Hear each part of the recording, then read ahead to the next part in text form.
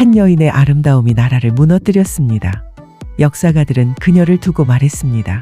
그녀가 웃으면 황제는 나라를 잊었다. 중국 역사에는 나라를 기울게 한 4명의 미인이 있습니다. 그 중에서도 가장 극적인 삶을 산 여인이 있었습니다. 사랑받은 만큼 처참하게 버려진 여인. 서기 719년 지금의 중국 산시성에서 한 아이가 태어났습니다. 이름은 양옥환. 어린 시절부터 음악과 춤에 남다른 재능을 보였습니다. 그녀는 귀족 가문의 딸로 자랐고 빼어난 외모와 예술적 감각으로 주변을 압도했습니다. 촉촉한 눈빛, 부드러운 몸짓 보는 이마다 시선을 빼앗겼습니다. 그러나 첫 번째 결혼은 황제의 아들 수왕과의 혼인이었습니다. 그녀는 황실의 며느리가 되었습니다. 하지만 운명은 전혀 다른 방향으로 흘렀습니다. 당시 황제는 현종, 개원의 치라 불리는 태평성대를 이끈 군주였습니다. 그러나 말년에 그는 점점 외로워졌습니다. 총애하던 후국 무예비가 세상을 떠났기 때문입니다. 736년 현종은 아들의 아내 양옥환을 처음 보았습니다. 그 순간 황제는 굳어버렸습니다. 60대의 황제가 20대의 며느리에게 눈을 떼지 못했습니다. 황제는 며느리를 빼앗기 위해 계책을 썼습니다. 양옥환을 도교 사원에 보내 비구니가 되게 한 것입니다. 속세와의 인연을 끊게 만든 후 황궁으로 불러들였습니다. 745년 양옥환은 마침내 황제의 후궁이 되었습니다. 황제는 그녀에게 귀비의 칭호를 내렸습니다. 귀한 왕비라는 뜻. 그녀는 황후 다음 가는 지위에 오르게 됩니다. 현종은 양귀비를 위해 화청지 온천을 아름답게 꾸몄습니다. 전국에서 최고의 진미와 예물이 그녀에게 바쳐졌습니다. 황제의 총애는 절정에 달했습니다.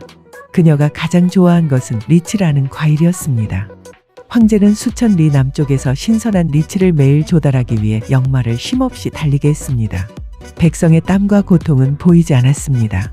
양귀비는 단순한 미인이 아니었습니다. 그녀는 뛰어난 음악가이자 무용수였습니다. 현종과 함께 직접 예상후이곡을 만들 만큼 예술적 경지가 깊었습니다. 문제는 그녀의 가족이었습니다. 양귀비의 총애가 높아지자 오빠 양국충 이재상 자리에까지 올랐습니다. 양씨 일가는 권력을 마음껏 휘두르기 시작했습니다. 조정은 부패해갔고 백성의 삶은 피폐해졌습니다. 사방에서 불만이 터져나왔습니다. 천하를 호령하던 당나라는 서서히 흔들리고 있었습니다.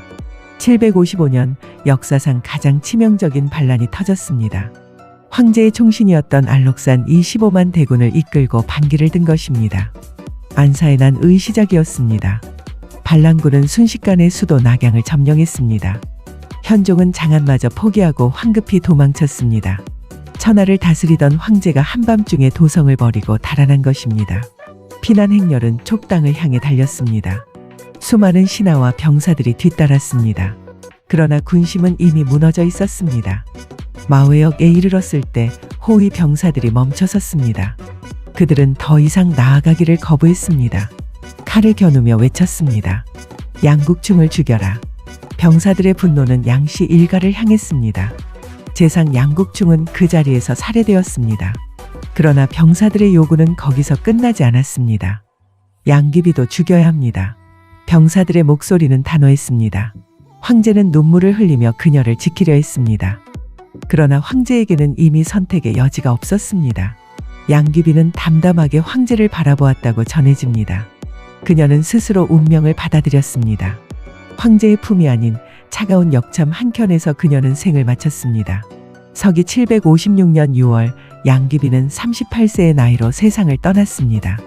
황제가 총애한 지 꼭 11년 만이었습니다. 역사는 이것을 마회의 변이라 부릅니다.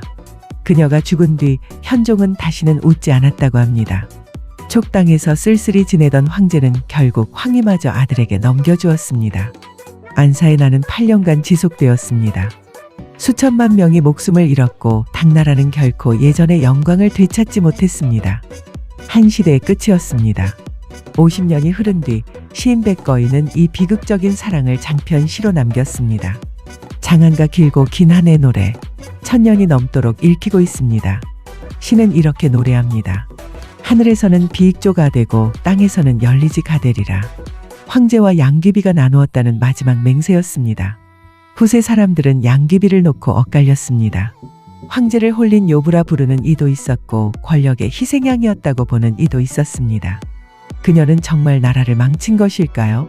역사학자들은 말합니다. 나라를 기울게 한 것은 양귀비가 아니라 그녀를 탐한 황제의 욕망이었다고. 아름다움이 죄가 아니라 그 아름다움에 눈이 먼 권력이 죄였다고. 양귀비의 이름은 오늘날까지 아름다움의 대명사로 남았습니다. 그러나 그 화려함 뒤에는 아무도 지켜주지 않았던 한 여인의 외로움이 있었습니다. 역사는 그녀를 기억합니다. 하지만 기억되는 방식은 언제나 잔인했습니다. 세상에서 가장 아름다웠던 여인은 결국 아름다움 때문에 세상을 떠나야 했습니다.